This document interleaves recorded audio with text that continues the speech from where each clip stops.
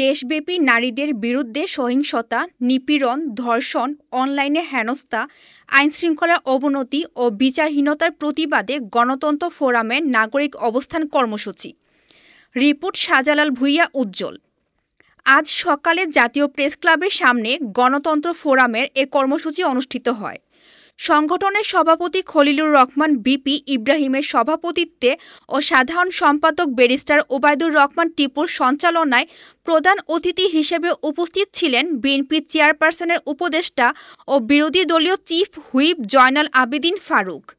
প্রধান বক্তা হিসেবে বিএনপির যুগ্ম মহাসচিব অ্যাডভোকেট আব্দুস সালাম আজাদ উপস্থিত ছিলেন। প্রধান অতিথি তার বক্তব্যে বলেন, আমরা দীর্ঘ ১৭ বছর স্বৈরাচারী সরকার ও আওয়ামী লীগ সরকারের অনেক নির্যাতন সহ্য করেছি। আজ সময় এসেছে এই রমজানে আমাদের নেতাকর্মীরা কোনো মামলা হামলার মধ্যে নেই, তারা নিরাপদে আছেন। বর্তমান প্রধান উপদেষ্টা ডক্টর ইউনূসকেও ফ্যাসিবাদী সরকার অনেক কষ্ট দিয়েছে। আমি এই সরকারকে বলবো, অতি দ্রুত আইনশৃঙ্খলা নিয়ন্ত্রণে আনুন, সাধারণ মানুষের বর্তমান পরিস্থিতি নজরে রাখুন।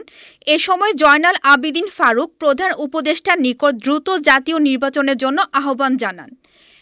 একজন রাজনৈতিক কর্মী স্বাধীনতা যুদ্ধে চলে ডক্টর প্রফেসর মোহাম্মদ ইউনূসের কাছে আমরা দাবি করতে চাই, গণপরিষদ নয়, বাংলাদেশের মানুষের আশা আকাঙ্ক্ষা একটি নিরপেক্ষ নির্বাচন, মৃত ব্যক্তির ভোট নয়, শাহাবুদ্দিনের মতো রশি টানিয়ে এমন একটি নির্বাচন উপহার দেন যে নির্বাচনের মধ্য দিয়ে আন্দোলনরত সকল দল অংশগ্রহণ করে এমন সরকার গঠন করতে পেরে সংসদে গিয়ে কত সংস্কার আছে সব সংস্কার আলোচনা করে সমাধান করবে।